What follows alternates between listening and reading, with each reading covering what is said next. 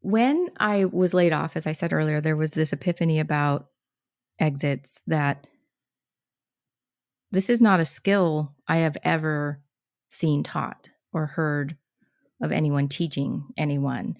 There is this philosophy, there's books about how to pick your life up after divorce or deal with a death or bounce after, being fired or laid off or whatever. But there's not anything that's really, here's how you do it well. And the reason that this came to me was the people that have done exits badly are carrying this burden, this perception of themselves that is unnecessarily harsh. That was Geri Suster talking about exits. What do you mean by an exit? Well, all good things come to an end, right? If you're experiencing some bad parts of life, you might say this too shall pass, because we all know nothing is indefinite. So how can we move on from things gracefully? That's the word she uses, and I love that term. That's what today's show is all about, at least a big part of it. We get into a step-by-step breakdown of how to better handle some of life's most difficult exits, such as leaving a job, ending a friendship, how you can, let's use a travel example, gracefully exit a traditional lifestyle to a nomadic lifestyle, something a lot of people in this listening audience are doing or have done. You'll get some insight around how to prevent ungraceful exits before they happen, a little preventative maintenance there, how to navigate difficult conversations, why everyone's definition of, quote, having it all is different. We discuss the inevitable exit we all face, of course, death, and travel. Got to be a topic on this show, right? In 2017, it became clear to Geri that she needed to sell everything, buy an RV, and travel until she found her perfect tree-covered oasis. That's what she was looking for. It's actually led to her home base, and I love this idea of traveling till you find a place you love to settle down. That's something she did, and she shares her story around that, plus her biggest takeaways from life on the road, the challenges of living full-time in an RV, and much more, plus a powerful and simple way to boost any relationship in your life. And I'm going to give a shout out as well to a listener that reminded me of a big lesson I wanted to share around making the leap to long-term or full-time travel. This one's definitely worth a reminder, and a fantastic quote to wrap it all up on humaning, which was a new term I learned from this conversation. All that happening today and much more. Yes, it's happening right now. So buckle up, strap in. Thanks for being here, and welcome to the Zero to Travel podcast, my friend.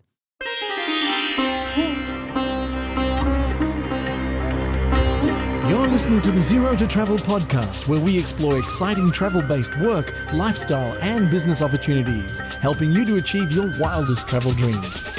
And now your host, world wanderer and travel junkie, Jason Moore. Hey, what's up? It's Jason with ZeroToTravel.com. Welcome to the show. Thanks for hanging out, letting me bring a little travel into your ears today. This is the show to help you travel the world on your terms, to fill your life with as much travel as you desire, no matter what your situation or experience. Judging by the emails and some of the messages I've gotten recently, it sounds like the listeners here of this podcast are doing a pretty bang-up job of filling their lives with travel. Whatever you're up to today, I want to thank you for your time, for being a part of this community, and invite you to get in touch. Jason@ZeroToTravel.com is my email. You can always drop me a voicemail as well. Those are my favorite to get.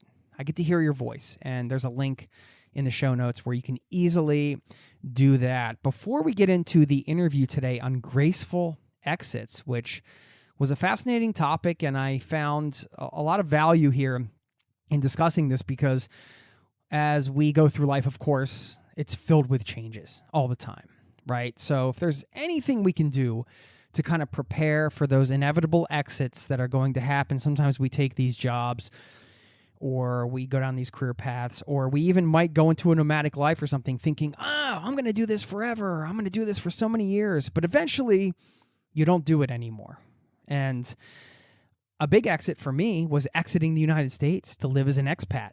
I didn't realize how much was going to be involved emotionally moving overseas and what some of the challenges were going to be. You can never predict all those things, but what's nice about a conversation like this is that we can at least create an awareness around it, get our heads around it, get a little advice, maybe do some things on the front end to set ourselves up for more graceful exits, and even friendships, things that you never think will end. They do. Sometimes they run their natural course. Other times it might involve some tough conversations. So anyway, we get into all this today. And before we dive in, I do want to give a shout out to a listener who is making the big leap to a longer term travel lifestyle. And there was a lesson I wanted to pull out from here I'm going to share. This episode is brought to you by BetterHelp. You know, sometimes I do wish that life came with a user manual. We all know it doesn't, but BetterHelp online therapy is basically the next best thing. Navigating some of those challenges we all face can really make you feel unsure, whether it's a career change, a new relationship, or becoming a parent. It always helps to have somebody to talk with, and therapists are trained to help you figure out the cause of challenging emotions and learn productive coping skills. For me personally, therapy has been something that has really helped me through parts of my life, and with BetterHelp, you can get that from anywhere. It's so convenient for travelers, for people that live overseas like myself, and you can have that consistency. And as the world's largest therapy service, BetterHelp has matched 3 million people with professionally licensed and vetted therapists available 100% online. Plus, it's affordable. Just fill out a brief questionnaire to match with a therapist. If things aren't clicking, you can easily switch to a new therapist anytime.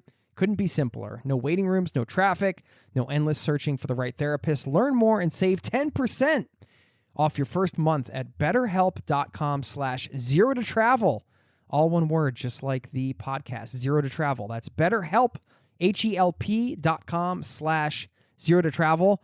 Thank you to BetterHelp for supporting today's show. Quick reminder, if you go to 0to-travel.com/premium, you can access a private podcast feed where you get exclusive bonus episodes. I've got a couple audio series on there, how to quit your job and travel the world, a whole series on international house sitting that comes with a book, and a whole bunch of other cool stuff. And you can get it all and try it all for just $1. And it's a way you can support this podcast and get something incredible in return, an ad-free feed with a whole bunch of bonus episodes and other goodies, access to the archives, hundreds of episodes. So if this podcast has been a part of your life, you've enjoyed it, it's helped you in some way, and you want to support it, and you want to get something awesome, go to 0to-travel.com/premium. You can give yourself the gift of the 0 to Travel podcast, or you can even gift it to somebody else. That's another thing you can do as the holiday season comes up, something to think about. Hey, I'm going to throw it out there. You know, this podcast might make a cool gift. Why not? So if you want to help a friend travel, you want to get a gift for somebody, or you want to get a gift for yourself, check it out, 0to-travel.com/premium. Thank you so much for checking it out and for listening to the show.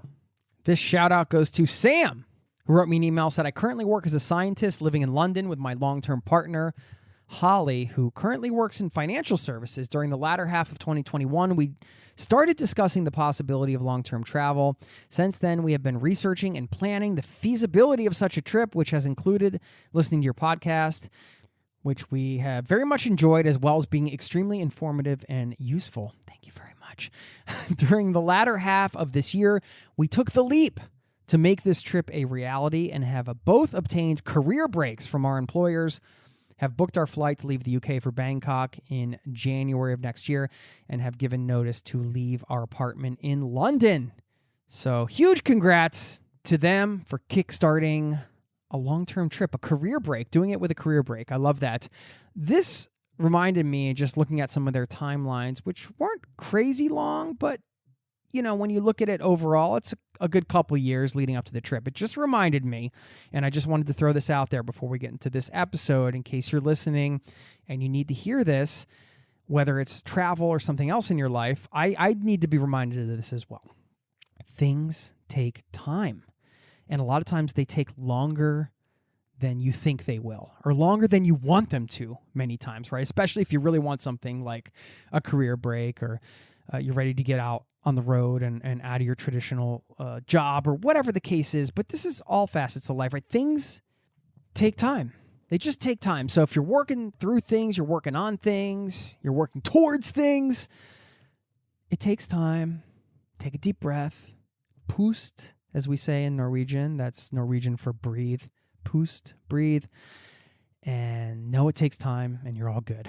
All right. With that said, enjoy this conversation with Geri. And don't forget to stick around on the back end. I've got a great quote on humaning.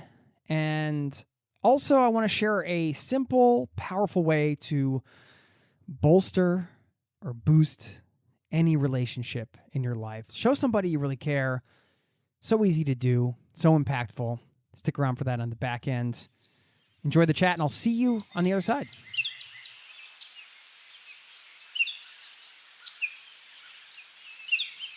What are you drinking there? Just some morning coffee, but it's in my, you can't see it, but with the hair. It's an RV entrepreneur mug that I got. Ah, yes. My friend Heath Paget. I know Heath. You know Heath. Yeah. Oh my God, that's amazing. Of course Heath you and do. Alyssa. What a small world. Yeah, they're in Paris right now, I think. Yeah. So I went to their second conference when I was on the road, and just had a great time and met a lot of great people. Well, I mean, we'll have to hear a little bit more about the RV community that you've discovered out on the road there. But are you in Bend, Oregon now? Is that? Well, my sons live here, so I wanted to find my place. I didn't want to be in Southern California anymore. And I thought I'd wander until I found my place. And I found my place, but I don't want to stop wandering. So I got both of my sons to move here inadvertently, secretly. So now I have a base in my, favorite place, and then I get to go explore. So it's best of all worlds. Well, isn't kind of wandering around to find a new home sort of the best way to find a new home? Absolutely. It was so funny. I had no idea I was going to, I've been 5 years on the road, and people are like, are you done yet? I'm like, I haven't seen everything yet. So no. Well, how did you know Bend was going to be home? Well, I have cousins here, so I came to visit, and I just knew when I left, I wanted more trees, right? Like, I live in Southern California, and just, it's beautiful. I had an ocean view home. I was very blessed, right? I had a great career, but it was either go back to corporate America or sell everything and go find your place, which was very scary as my kids were getting old. So I just said, I need more trees, and something inside was just going, get out. And I listened to it. And so people thought I was nuts. You'll never get back into Carlsbad, stuff like that. I was like, I'm here and I don't want to be here. So why would I want to come back? It's just weird. So I just, I love Tahoe, but it was a little too crowded. And then I visited some cousins in Bend, and they just showed me all the little secret, lovely spots. And there's water and trees. It's everything I could want. So yeah, it's good. It's one of those places that I've always wanted to visit because I know I would love it, and still have not made it there yet. It's surprisingly small, like 100,000 people. It's not a big town, but there's certain amenities that are not available, that I run into as shocking because I come from a bigger city. But it's great for all those reasons as well, right? It's because you're 20 minutes from downtown. You can be on a river or on a lake, or, at a mountain snowboarding or whatever. So it's lovely. Did you grow up in Southern California? I did. I'm an actual native San Diegan, second generation. And most of it was in Carlsbad. And it was a cute little seaside village. And I moved around the county. And then when I got a divorce, I moved back. And my kids went to the same schools I went to. Some of the people I graduated with were their teachers. I mean, it was just a lovely little community to roll my kids into. And then as they were getting ready to move out and be adults, I was like, that was good for my kids. It's not good for me. Right. So, and it's, I mean, the blessings that have come onto my children, they're grown men, but from getting out of that lovely, beautiful, suffocating Southern California affluent bubble have been just overwhelming. So, diversity and meeting different types of people and understanding, different levels of struggle. And that's just been great for all of us, really, to be perfectly honest. The best decision I've made for their life path, I think. Really? Yeah. Yeah. There's a lot of, I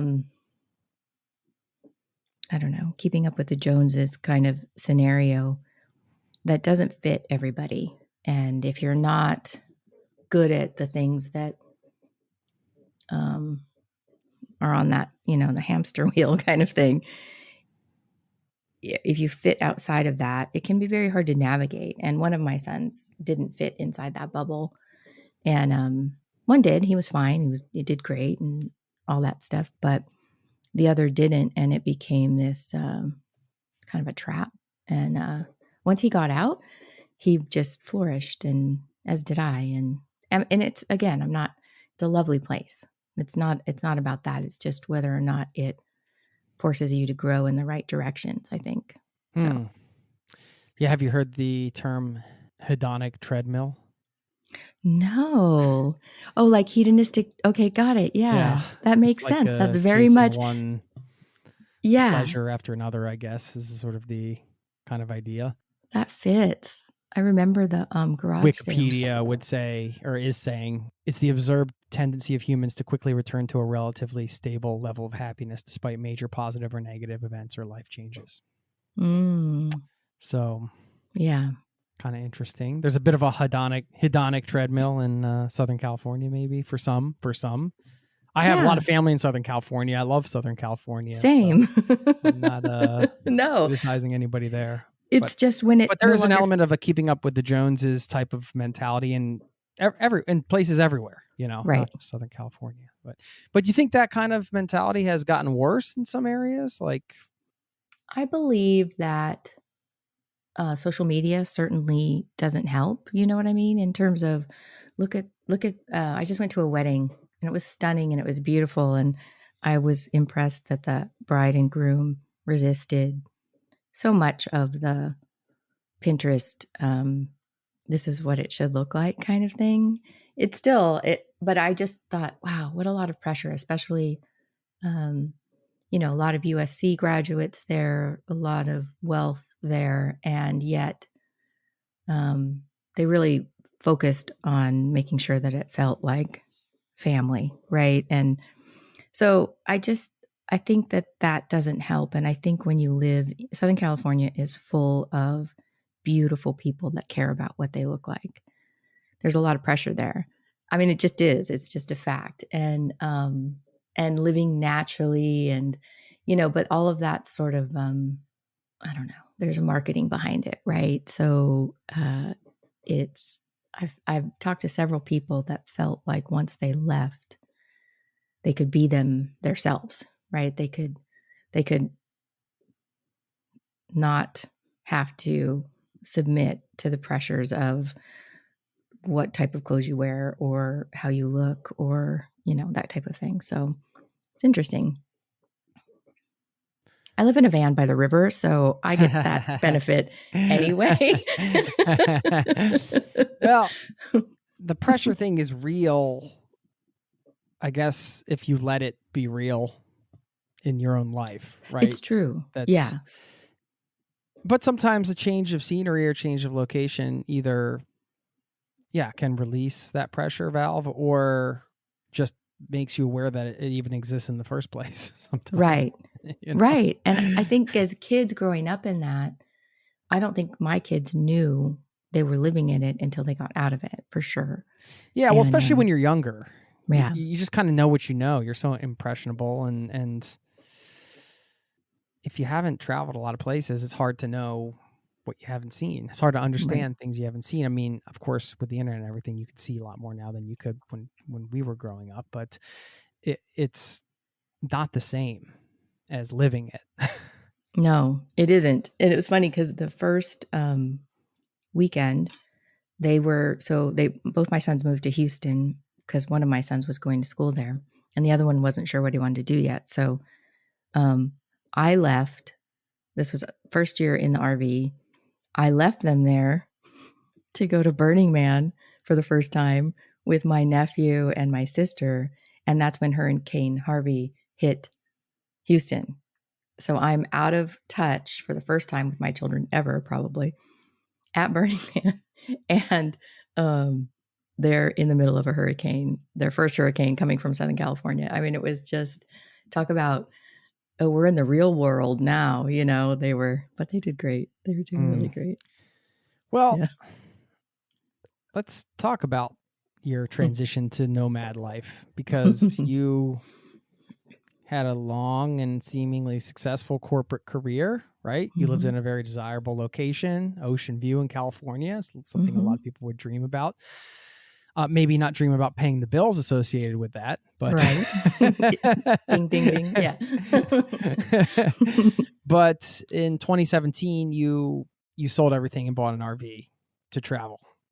I would imagine that whole process and that experience ties in a lot with the book and everything that you're doing now, some of the lessons learned and time to reflect on your life experiences and things like that. And we'll get into some of the content of the book here in a bit, but I feel like the travel portion's a really important piece of your story here. And maybe I'm wrong. Correct me if I'm wrong, but You are not wrong. I It's mean, what funny. was that time Yeah. like? Because, it's hard to say goodbye to a steady paycheck and a certain life, and you're really, well, we'll use your word, exiting from a situation, although you might not have had the meta perspective on what that looks like and what that, some of the processes or things to think about behind that at that time.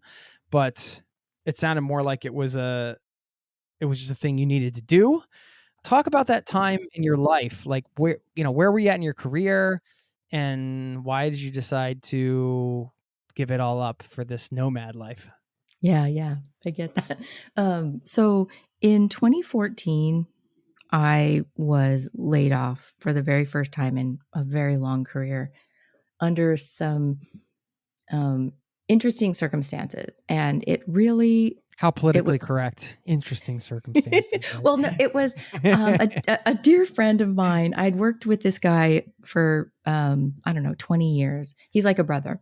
Yeah. And so he begged me to come work for this new company. And I was in telephone directories forever, and that was on the decline. So I knew I needed to transition into a new field. And he was giving me this wonderful opportunity and, all of the perks and benefits and as a COO. And it looked great. And so after much, struggle with leaving the people that I worked with, I made the leap. And my job was to get the operations side set up, and his job was to get the sales staff growing and revenue increasing like he had done a million times before in the telephone directory industry. But, it was a different time and a different field. So he wasn't able to do that. I did my job, but without sales, they couldn't afford me. And so it was the right decision to make. Hands down, would have made the same decision myself.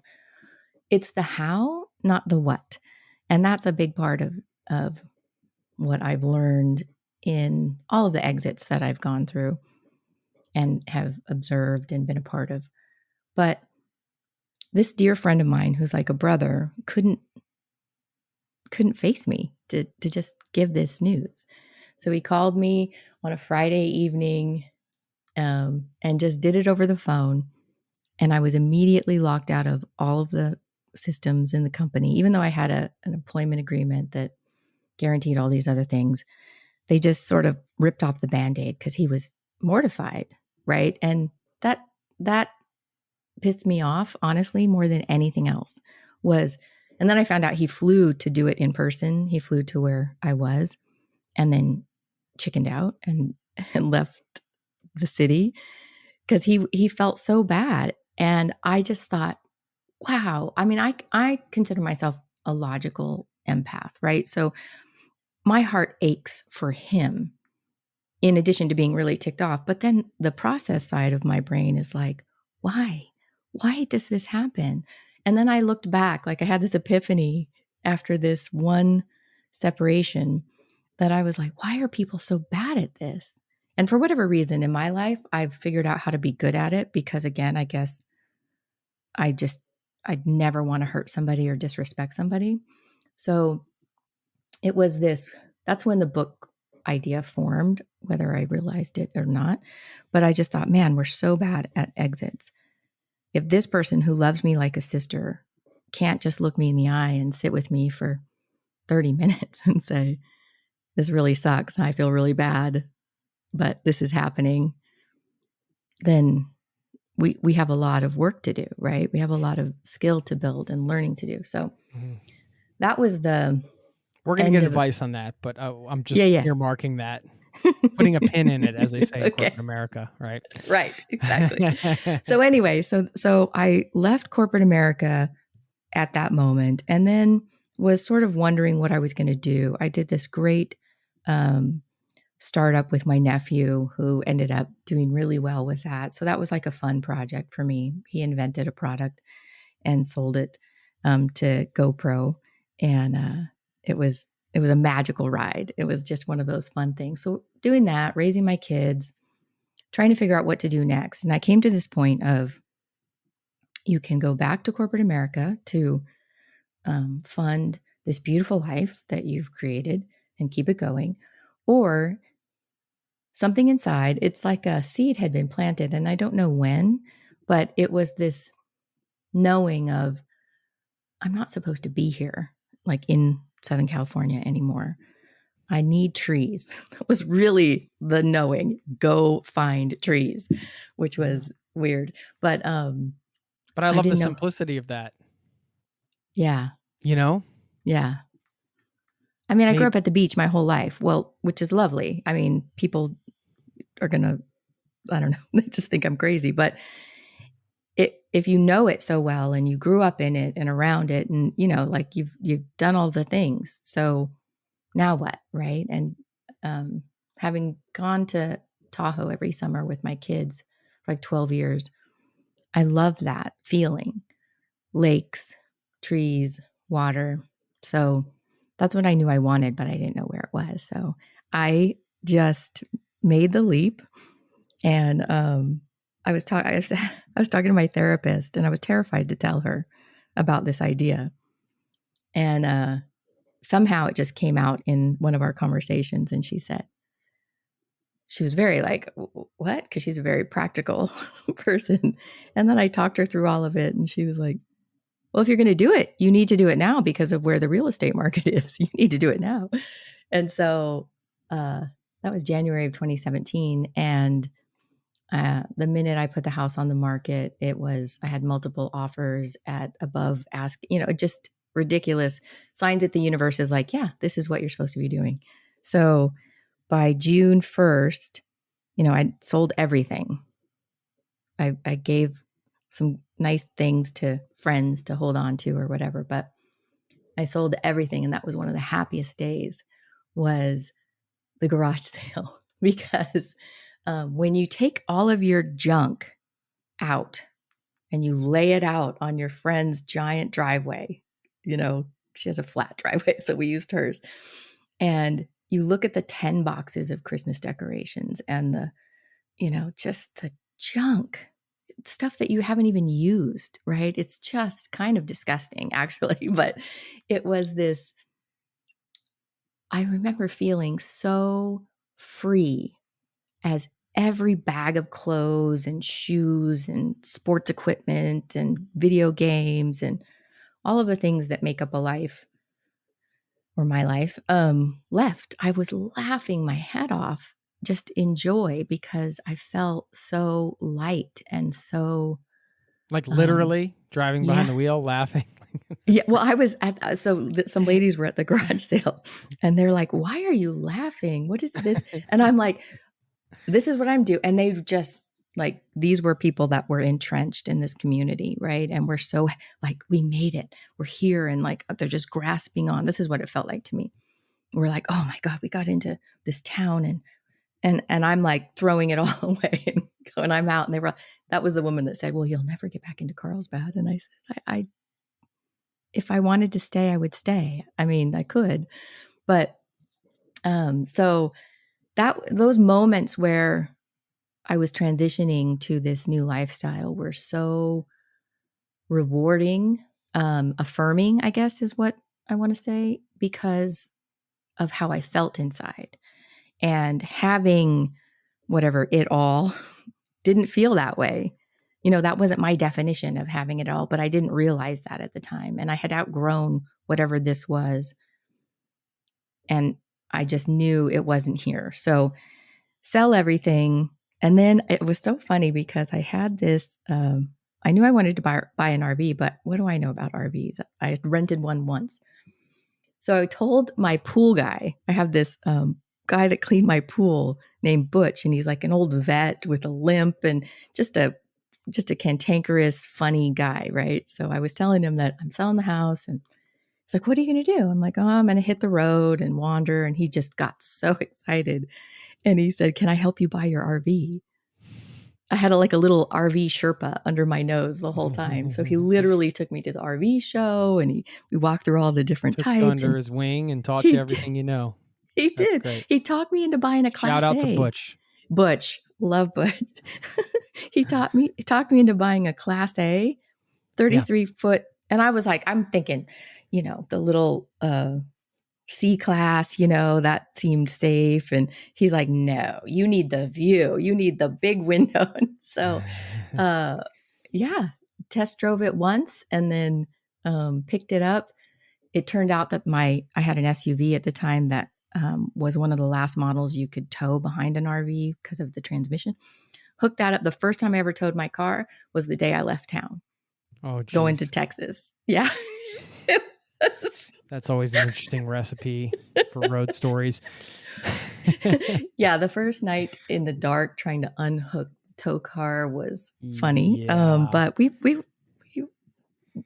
survived. Well, I mean, what were just a little bit more about that, and I want to get into the book stuff, but what were the challenges of that lifestyle, you know, over the years? Because the glamorous picture, of course, is not what we do here on the podcast. You know, I mean, it's like, yes, well, of course you sell everything, you hit the road, and then life's great, but we all know that you know, you're still got to live your life. And Yeah. it sounds like in your case, you said you had it all, but like what it all was not really what you wanted. It's not that you had it all and you wanted more. It was like, I have it all, but it all is not really the thing I want. So I'm just going to hit the road. And Yeah. that opens up a whole, not just a world of possibilities in terms of where you put your physical body, but I think it also gives you the, of course, mental space to do some exploration and things like that, because everything is sort of wide open, right? But that comes with its challenges, because that can be a bit stressful too. You know, well, there's the day-to-day stuff, like where am I going to sleep? Where am I going to go? And you have to make a lot more decisions than you do in your regular life, but also just the idea of, you know, how much pressure do you want to put on yourself of like, where should my life go versus just kind of going from place to place. And I'm sure, I don't know, was it like a mixed bag for you, or tell me? Yeah. Well, it was overwhelming is Okay. the biggest part of that, because like you said, there's the logistics of it. You know, everything was new. Yeah. The only thing that was familiar was my tow car, because I've been driving that before, but You had everything never else. lived the nomad life before, and now you're in an RV and you're just like, this is a whole new world, and Right. I don't know what I'm doing except for what I read and people that I talked to about this, right? Right. So I have two dogs that, again, didn't live RV life either. So I took them with me, and one of them, Solo, this was sort of a joke that this was his bucket list trip because he was aging out and he hadn't really done anything in his life. And so I was like, okay, we're going to do this. But, you know, they're like, what the heck is happening? So there was that. There was the fact that I had to figure out all of the systems on the RV by myself because, again, I'm going by myself. And then there's the logistics of where am I going to stay tonight? And then I've got, let's look at the little lady back in the 33-foot RV into the tiny little spot. Like there's like these old guys crowding around like, good Yeah, well, job. that's Or like a big happening at the campground, right? it was hilarious. And then I had a woman come up to me one time and she goes, I can't believe you did that by yourself. Like you're a badass. And I was like, really? I don't know. It's just a very mixed bag. But it was, where do I want to go? And a lot of people will go, okay, we're going to do this trip. We're going to plan it all out. We're going to spend a year on the road. Mine was open-ended. I had no place to go back to. So then it becomes the reality is there are life events that require you to be in certain places at certain times. So while I initially am like, I'm going to, have this great plan and map it out. Then it was, I don't know, a couple months after I was on the road, my sister's like, oh, I'm getting married. So you need to come back. And then one son that was in Houston, because I dropped them off first and then I hit the road. And one son was like, I'm going to go to Utah. All right, so I'm going to go help you move to Utah. And then, so it was a little fits and starts. And then there was Burning Man, which was a whole, and again, my nephew calls me and he goes, I think we should go to Burning Man, Auntie. You're on this spiritual journey. And I thought it was like Coachella, had no idea what Burning Man was. But I was in a place the first year I committed to saying yes to as much as possible, which was terrifying because I didn't know what was going to come to me. But I was like, it was all about overcoming fear for me, honestly, when I look back on it, because I don't know why, but I know I needed to grow. I needed to stretch beyond where I was at. And this adventure was going to help me do that. So I had said, I want to say yes to as many invitations as possible. So the first one that came in was Burning Man. I'm like, yeah, let's go. Brand new RV. Okay, to Burning Man. And if you know anything about Burning Man, you never take anything new because it will never be new again. But I would do it. I would do it again and again because it was amazing. We went 2 years in a row. But then it was, hey, you want to go to a NASCAR race in Pennsylvania? Okay. So, it just became opportunities that popped up and that dictated my travels for the first year. And it felt a bit like a mad dash. And that's one of the things that I think people who take this up realize if they're going to be doing it longer than a fixed window is you have to pace yourself if you want to enjoy the life. Because I was dashing from one place to the next. So we're just running on like joy and curiosity and wonder and certain responsibilities. And that became exhausting, I wasn't really immersing myself in a place. So the second year I started slowing down and really enjoying the places that I was visiting. But people ask me often, like, have you ever been afraid? That's the biggest question I get is, especially as a woman by yourself, are you afraid like there's bad people out there? And what is strange, I know this isn't everyone's experience, but the only times I've been truly afraid are only a couple, and it's because I did something wrong. Like I screwed up and I put myself in a situation that had nothing to do with other people. Actually, there were no other people around, which is why it was scary because I didn't have any help. But one time I almost pinned myself between the tow car and the RV because I forgot to put the tow car in park. And so I was literally holding the tow car up from rolling onto me. I was in the middle of nowhere. And so it was like, I remember my first reaction was I'm looking around like, who's going to help me? And then I was like, that would be you. You would help you because that's all I had. And sure enough, pushed the tow car back and got the thing in the right place and scared the crap out of myself. But, we figure it out. And so when people ask me, aren't you scared? And I'm like, only if I do something silly, really, so far. And what I have found to be true is that people are incredibly kind when you look them in the eye and you're face to face in person. And I can't tell you the number of times, even unwanted, people will come up and go, "Do you need help with that?" or whatever, because I'm by myself. And even if I don't need help, it's a lovely way to meet people, right? And they're usually kind. But yeah, so that was the journey was about challenging myself and growing, and really just fully on instinct, like some internal knowing, not on any clear master plan, which was kind of funny, except I just need to be someplace else. And what is true about all of that is that I would never have put this book out if I hadn't done this trip or this life. Because when I lived in Southern California, I was too afraid of what everybody else thought to put some of these stories out into the world and to put myself out there like that.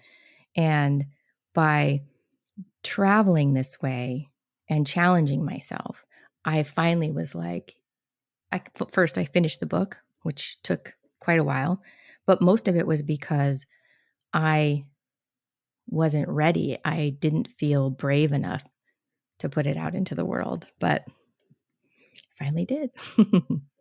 We'll get back to the interview in just a moment.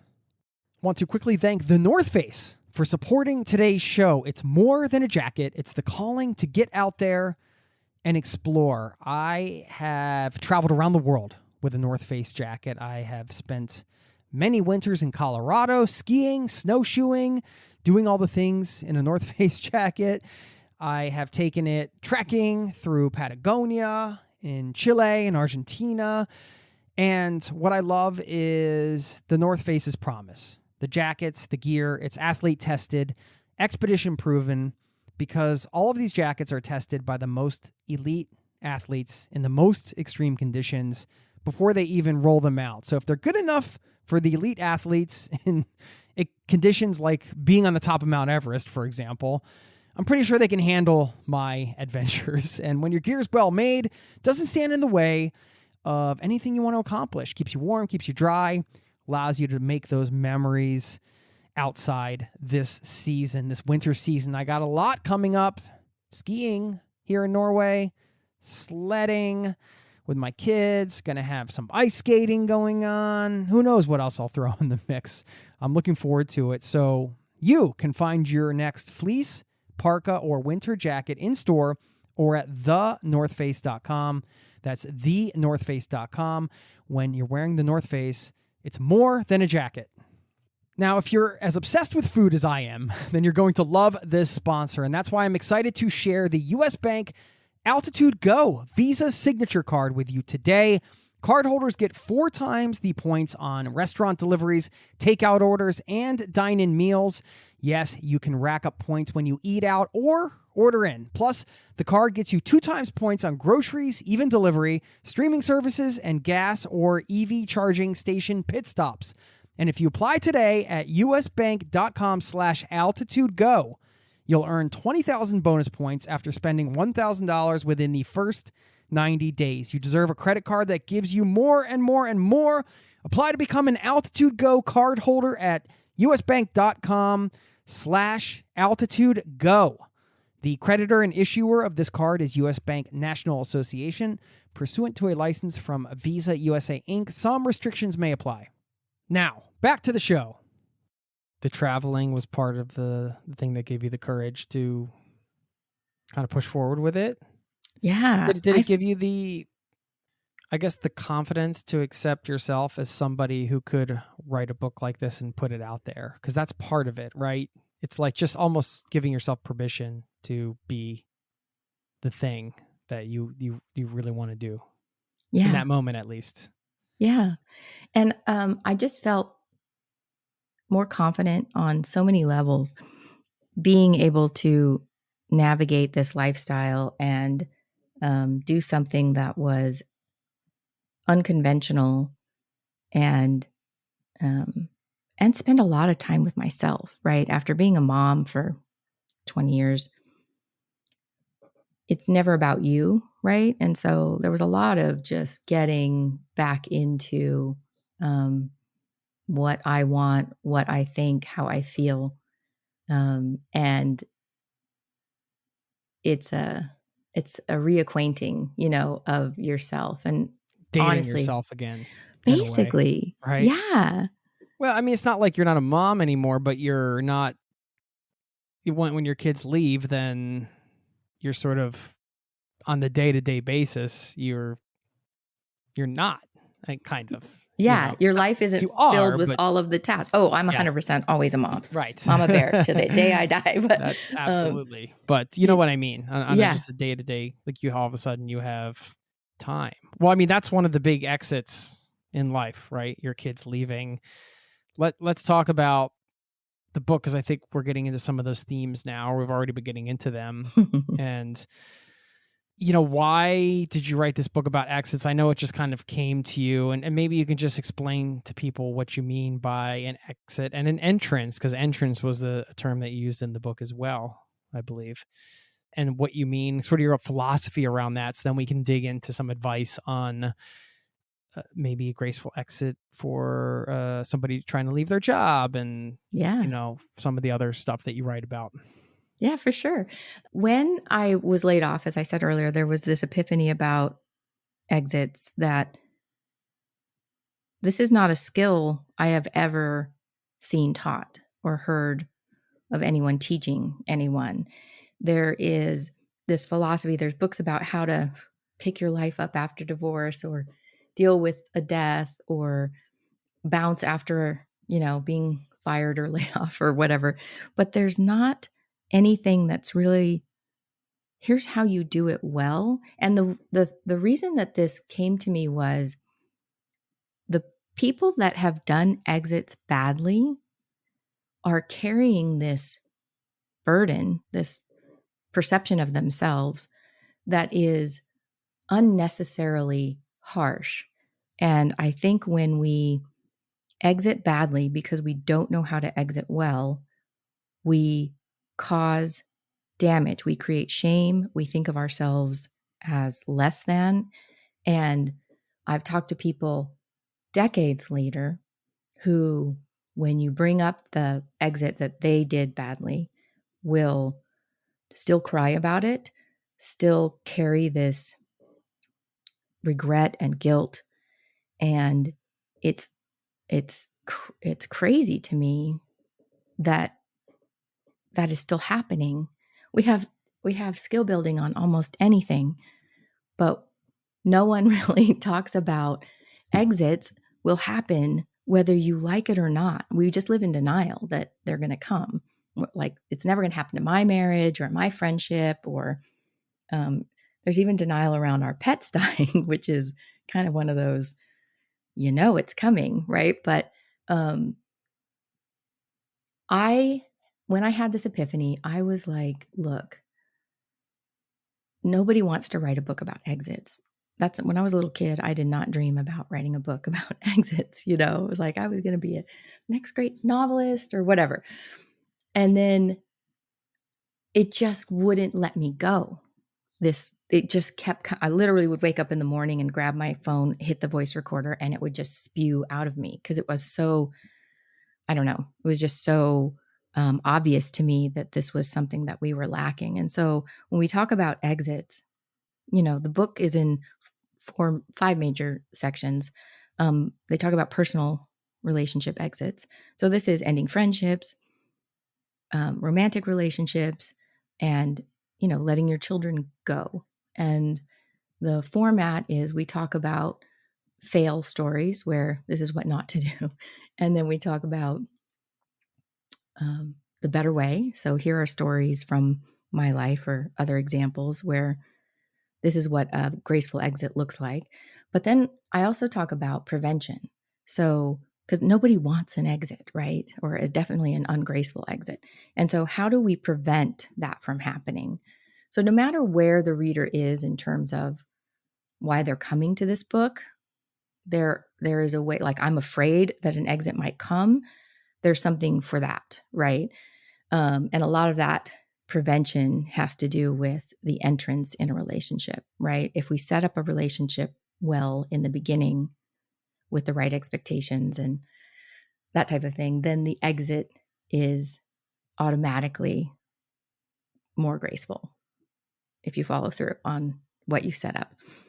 So that's the first section. The second section is professional. So from my years of experience, we did it in the telephone directory company I worked for. We did 57 acquisitions in a 10-year period. So the industry was consolidating, and we were taking on a lot of companies, which meant a lot of the operations staff couldn't be retained because we had our consolidated production office. So a lot of layoffs. Got really creative and good at doing them in a way that was better. So, but also just, firing, quitting your job, that type of thing, performance management, that's all in there in the professional section. The third section is what I call humaning. I stole this from Glennon Doyle. And it's just sort of how we live our life. And we talk about my exit from a traditional lifestyle to a nomadic lifestyle. I talk about a gentleman I met at the RV Entrepreneur Summit, Drew, who is a transgender man, and he was kind enough to share his story about how he exited one way of being to another way of being and how he told people about it.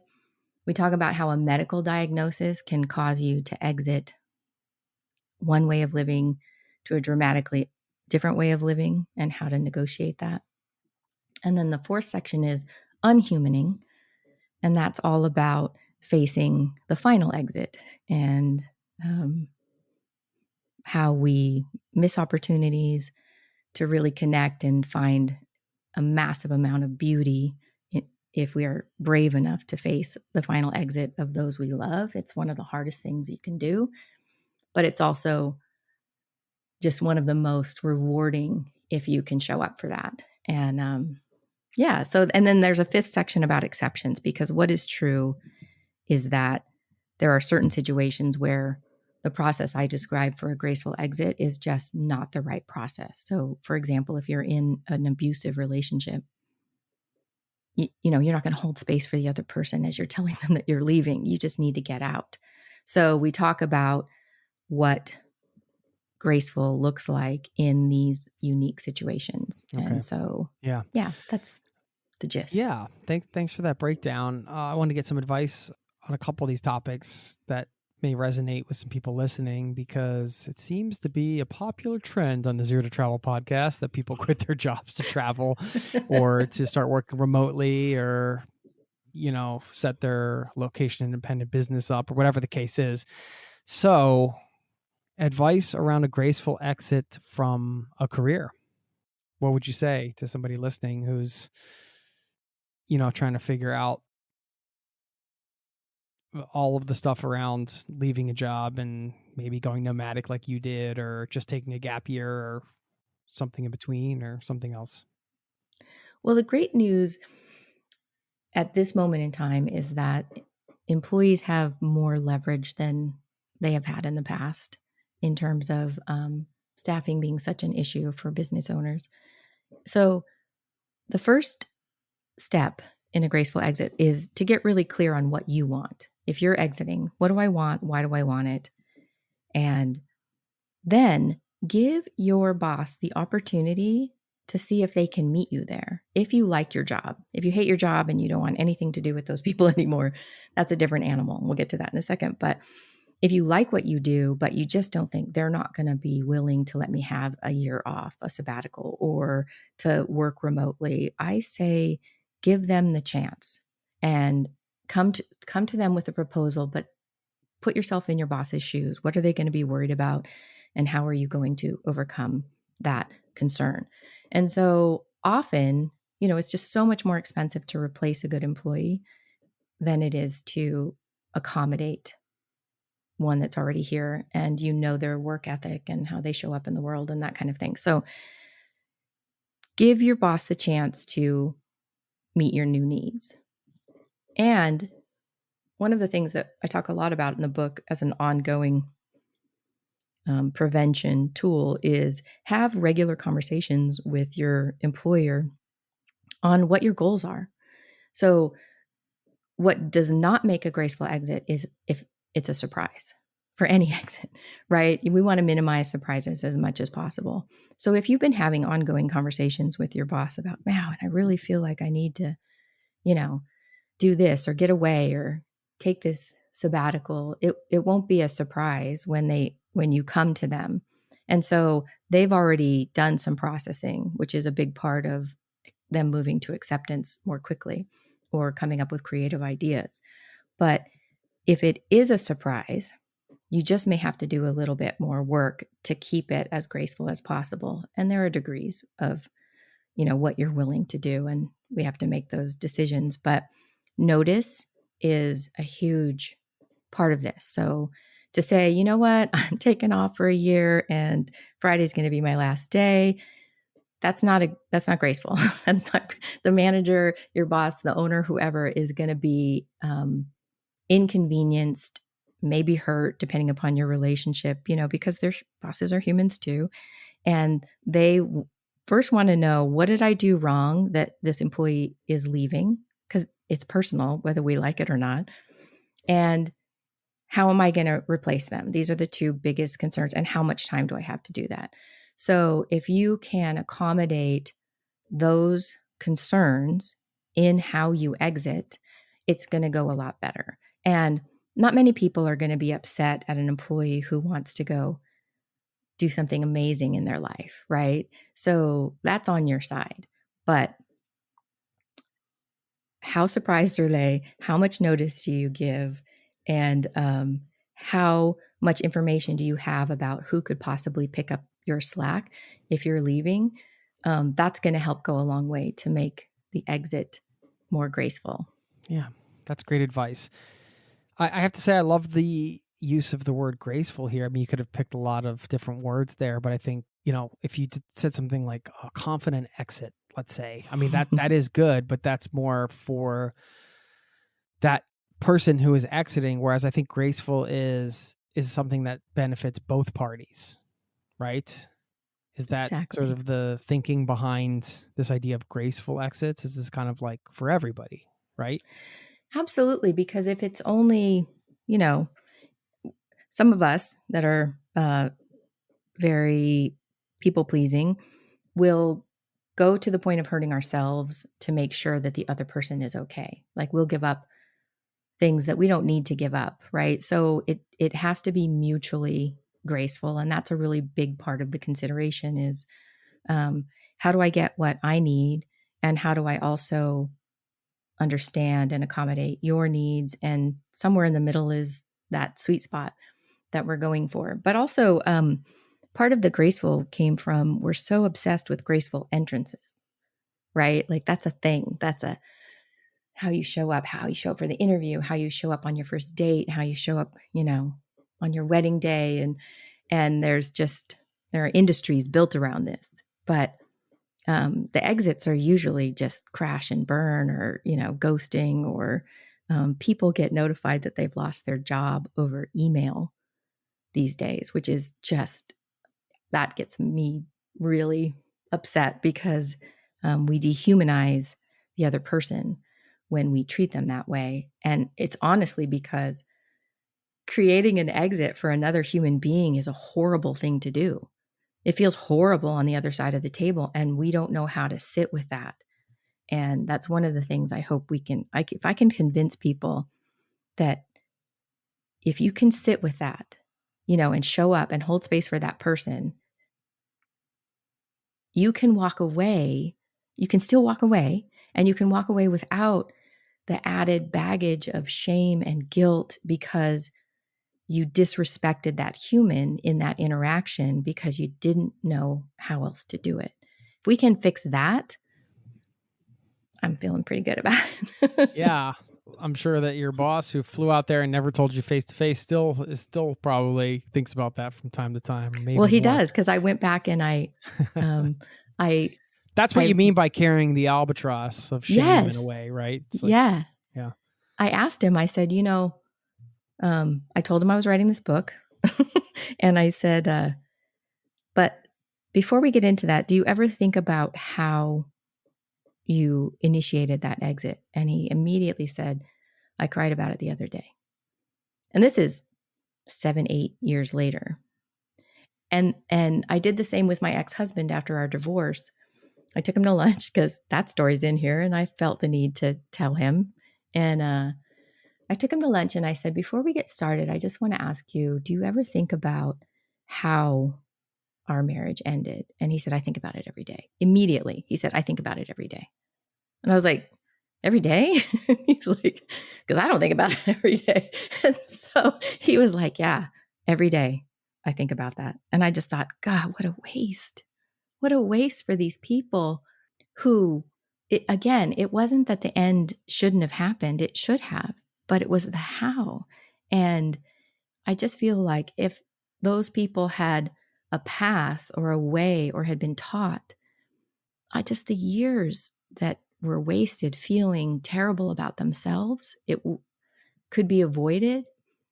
What a gift that could be, That's really where a lot of this came from.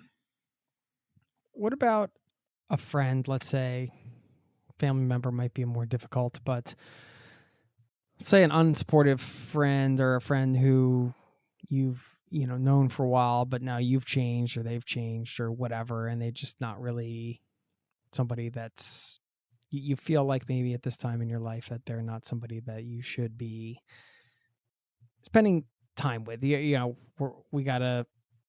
have only so much time, so I think as you get older, especially, you start to be a little more selective with the people that you spend time with, and you want to make sure that, yeah, they're your people and they're making you feel good and all that good stuff. So I mean, there's a lot of nuance here. Of course, I think everybody knows what I'm talking about. Everybody's had experiences like this or relationships like this in life. So what would you be your advice there? Because that's a hard thing I think there was a Seinfeld episode about this once, right? Like trying to break up with a friend or something. I don't know. It sounds like a Seinfeld episode, but Yeah, for sure. It's complicated because there are assumptions that the people that we accumulate in a lifetime are going to be with us forever. There's just this sort of bottom line assumption to that. And what you said is exactly true. We grow out and away and in different directions. And I think that so, starts in childhood because, well, if you grow up in one place and you're kind of all stuffed together in one building and you're just together, you just kind of assume you'll always know those people. And then you yeah, realize later that that's not the case, of course. yeah. You show up at your 10-year reunion, you're like, whoa, yeah. So what is true is that if we have friendships and we do the work, it's like tending a garden, right? If you do the work to maintain them, even if it's we go have coffee a couple times a year and we catch up on each other's lives, that's where you start to see the diversion happen. Like, this person's starting to go in a direction that is concerning in terms of our compatibility. Those are the opportunities, and this is what we miss, I think, so often, is to have a conversation about that. The moment that we see the diversion happening, like, really, wow, that's surprising to me.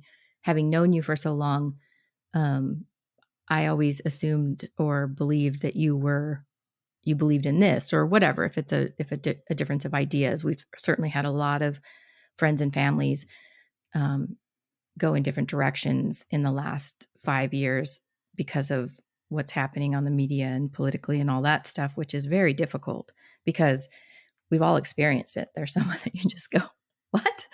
What? You believe? Okay. So again, those conversations happening face to face, one-on-one over coffee or a hike or whatever, that's where the magic happens. And so if you're doing that, if you're maintaining your garden, then it becomes really clear and you can have those conversations. And I want to encourage people to be brave enough to have those conversations in a way that is loving and not you blah blah blah, Not like, judgmental. right, but Yeah. coming from your perspective of, I'm surprised, I'm hurt, I'm whatever, using the I language to explain where this rift is starting. So that's the preventing, and you can see it happening. And so if it comes to pass eventually that we're just not on the same page, it's going to be obvious. It's not going to be a surprise, right? it's when, and I have a story in the book where I did this with a friend, and I just like couldn't deal with what she was doing to herself. And so I just dropped out of her life because I didn't understand, first of all, why was this triggering me so much? And second of all, how can I tell her what's bothering me about her life without being judgmental about her Yeah. life? Right. That's the big trick, Yeah. right? Because as a Yeah. friend, you're supposed to accept your friend for who they are. Right. And I was kind of doing my own work going, what is this? Why is this so triggering and all that? And so when I finally figured it out, meanwhile, I had been ghosting her and avoiding her and just being a really bad friend. I just finally had to take her to coffee and say, this is what's happening. And to see the look on her face when she realized it wasn't really about her, it was about me. I felt so terrible because she had obviously been, what did I do? What did I do? Like, where did it go wrong? And she hadn't done anything. I had changed, right? And so part of that is, again, going back to the basics of a graceful exit is why? Why is this exit happening? You have to get really clear on that. Will it be a surprise to them? And if it is, then you need to do some work, and that's okay. But you need to sit with them, talk to them, give them the opportunity to, if they're doing something offensive, to correct or not. And then it becomes easier to decide we're going different paths. But often we just drop out. And when we drop out of somebody's life, like the guilt that I felt knowing I had ghosted my friend, that was not sustainable and to a happy life, right? So I had to ask myself, what's more painful, having a difficult conversation or carrying this burden with me for the rest of time? That is just not acceptable. So choose your pain. Right. Choose your pain wisely.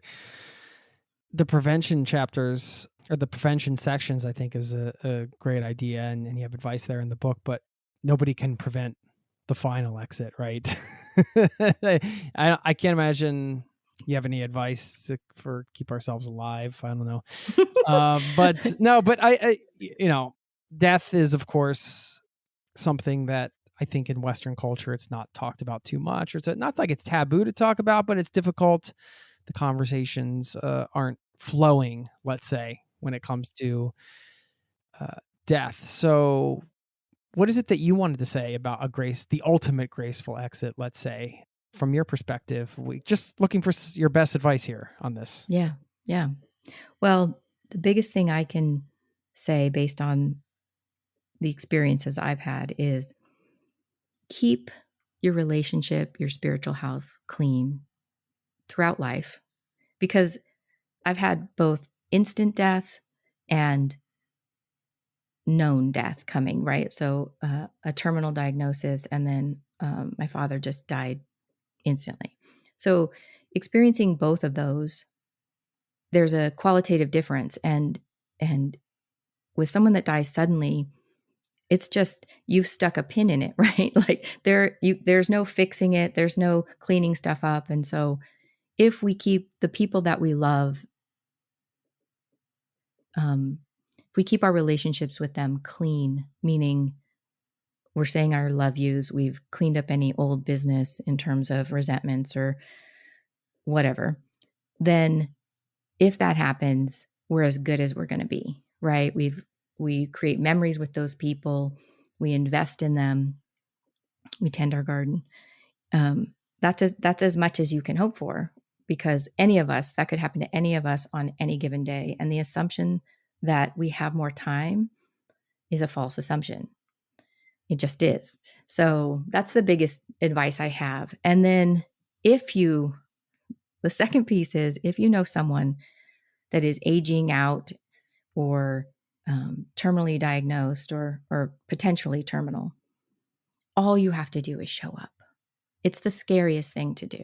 You don't have to know what to say or how to be or what your face should look like. You just have to show up for that person.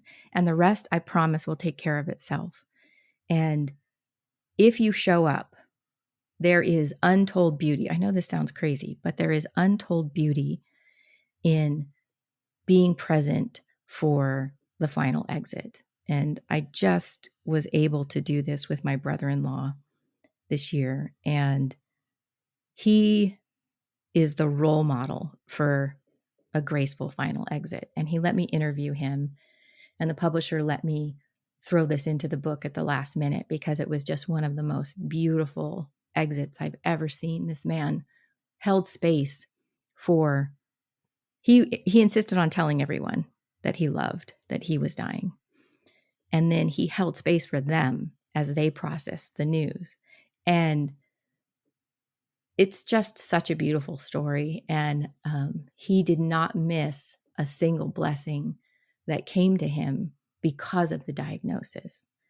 He acknowledged them, he soaked them in, they marveled at them, and he ended his life with such joy and such gratitude and love for the people in his life. It's the way it should be.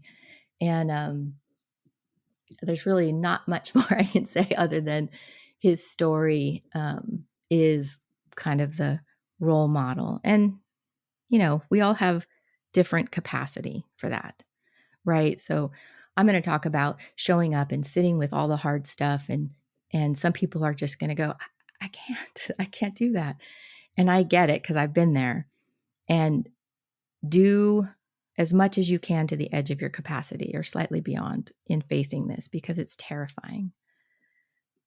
But you will regret it if you don't try.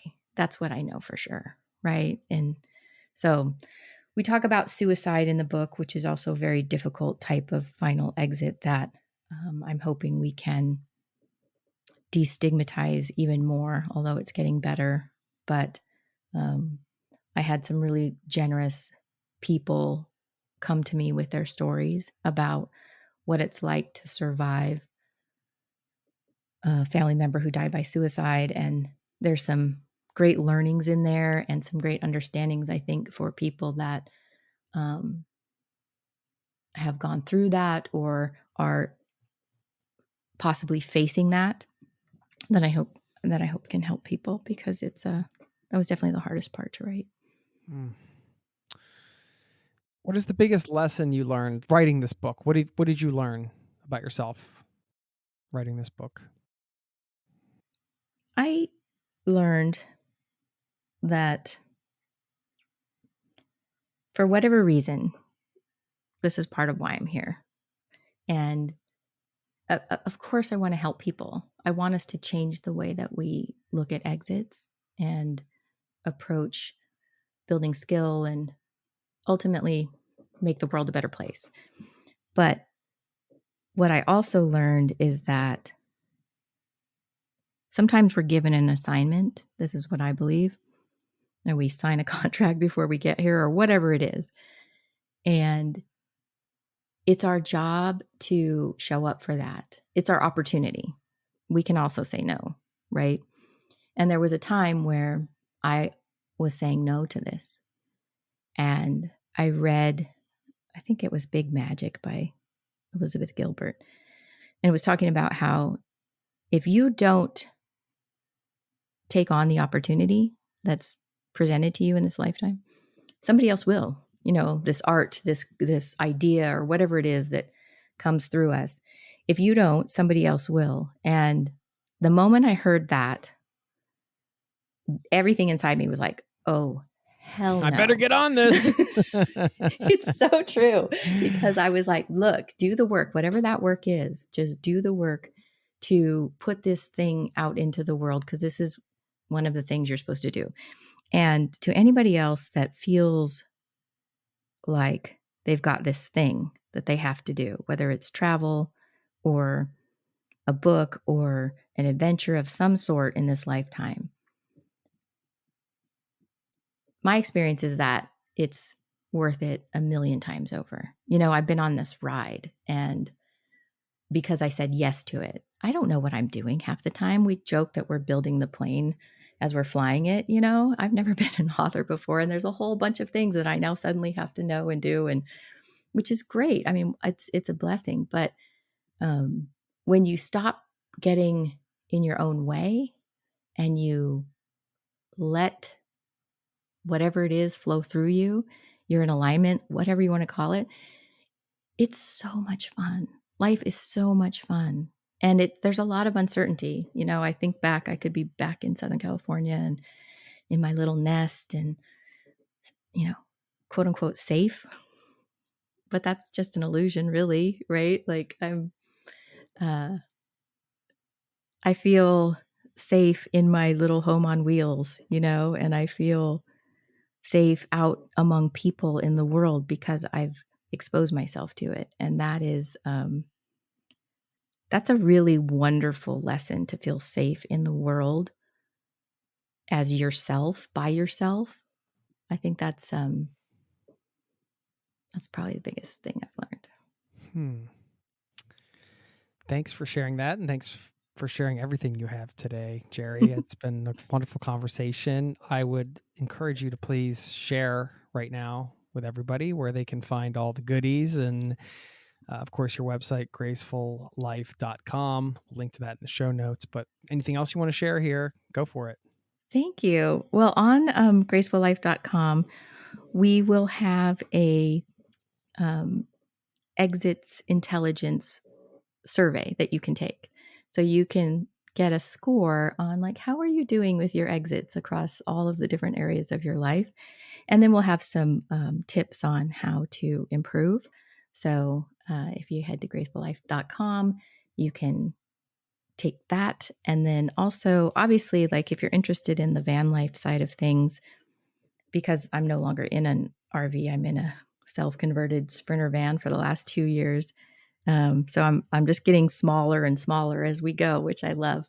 But certainly on Instagram at Geri Reed Suster is where you can find all that good stuff. But there's some blog on the website too that shares a little bit about that. Awesome, Geri. Thank you so much. We started chatting right away. I never said, Geri, welcome to the Zero to Travel podcast, my friend. Anybody listening, they have to say that. So even though it's the end of the show, Geri, welcome to the Zero to Travel podcast, my friend. Now we're going to let you go. It must be like some kind of weird podcaster OCD thing, but it's super early in the morning for you. So I hope you enjoy your day. I hope this was a great start to your day. Certainly was a highlight of my day. Really appreciate you and the work you're doing, and the fact that you listened to that voice and you worked through it and put this thing out there before somebody else could, I guess. Right. I just love the messaging around graceful exits and everything you shared today was super helpful. So thank you so very much for your time, and look forward to staying in touch. Thank you. Take care.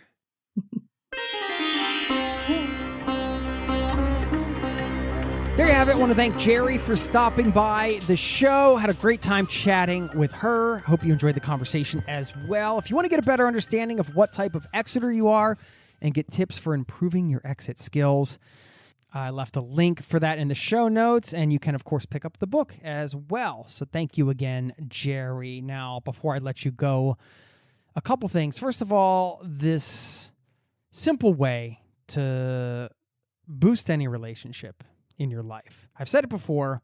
I'll say it again because it goes a long way. Handwritten letters.